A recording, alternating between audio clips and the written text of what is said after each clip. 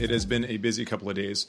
In case we haven't met, my name is Jason Littrell. I'm a restaurant and bar management consultant based in New York City, and I help bartenders, bars and bartenders develop profitable systems for their bars. My company is called Kinetic Management Systems, and it's and I build these crazy things that help with onboarding, training, retention, and generally making things really a lot simpler and more likely for success for bars and restaurants. So it's a kind of an interesting time in this build. I was let go from my full-time salaried position 2 weeks ago, and I've been forced to kind of kickstart my business again to replace my 6.5-figure salary with health insurance and stuff like that. And I have a 5-year-old son, so I have to make sure that I'm taking care of him.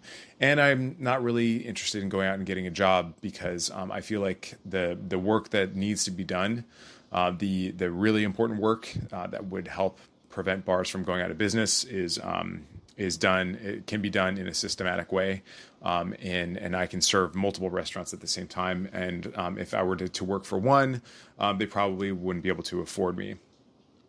So right now I'm kind of struggling to get the word out. So I've built a couple different things, and what I'd like to do is do more direct marketing stuff. So I'm doing these videos every day, and then I'm chopping these videos into smaller bits with Opus Clip, and then putting those onto platforms. But where am I going to be driving that traffic to? And so what I'm going to be, what I'm kind of contemplating at this point is I built a newsletter automation that will allow me to send out an email newsletter every Monday or every Friday or whatever it ends up being. I'll probably test a few things out just to see what works, what doesn't work, what people open, what people don't open, that kind of stuff. And then also I built a giveaway system that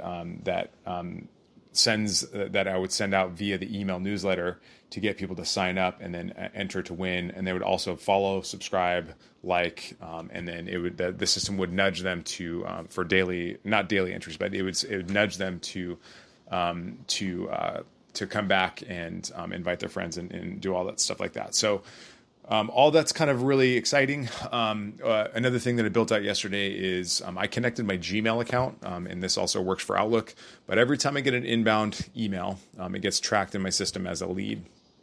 Now, what I set it up to do is that when a new contact is created in my system, a week later, 7 days later, the contact will get an email from me saying, "Hey, would you like to join my newsletter? Would you like me to add you to my newsletter?"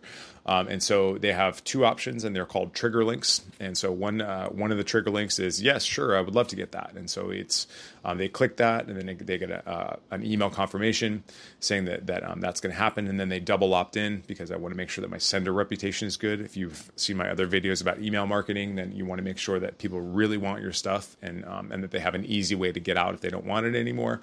And then the second trigger link is no thanks.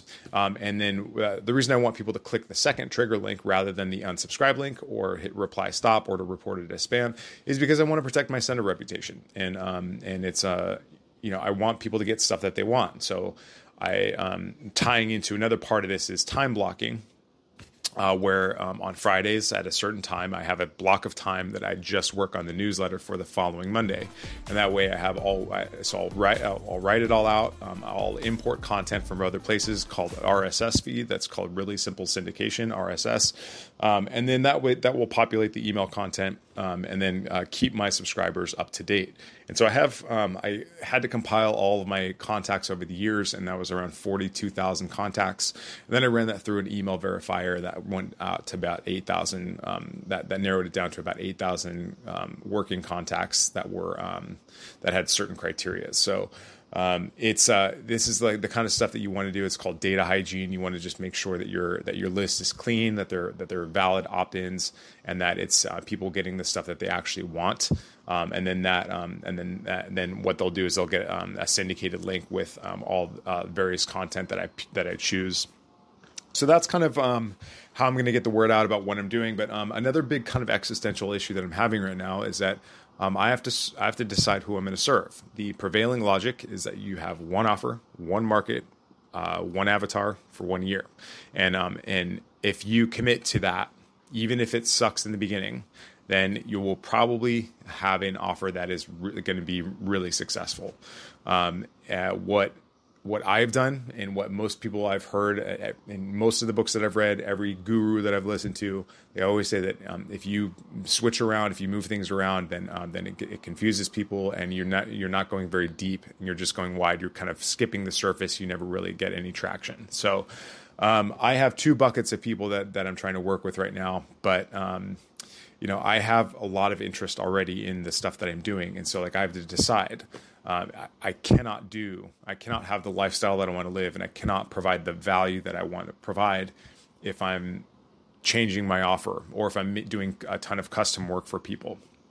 And so I've been reaching out to people and presenting an offer that is very specific for restaurant owners and small restaurant groups and regional restaurant groups and stuff. But I also have a lot of interest in the stuff that I do for brands. So who am I going to serve? And so I have to kind of make a decision. And if I do both, I know I'm screwed. But if I say no to business right now, is my kid screwed? So these are the things that I have to factor in. And so I have just all this other stuff that I've just, I have to pick and choose what is important based on it. So these are like hospitality clients, and these are brand clients. And then this is the work that needs to be done right now. And so basically what I do is I make notes of things that I want to do, ideas, and then I'll go back and cross them off, the things that I've done, and then make a new list. And then oftentimes if they're not a priority. So I need a more organized system of my task management. I'm reading a book called Unscripted by MJ DeMarco. And he has this service called Task Sumo or something like that. Goal Sumo. It's called Goal Sumo. And what it does is it's like this system that helps you put in your goals and then make sure that you prioritize them. It's an app basically.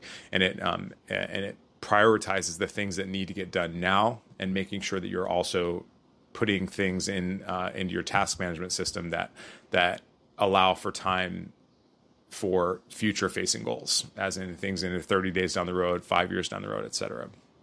So I'm trying to temper the right now things with the later things, and making sure I'm being strategic about how I use my time, because as before when I was working a job, as is now, and is how I want it to be in the future. I want to be able to drop my kid off at school, and I want to be able to pick him up at school.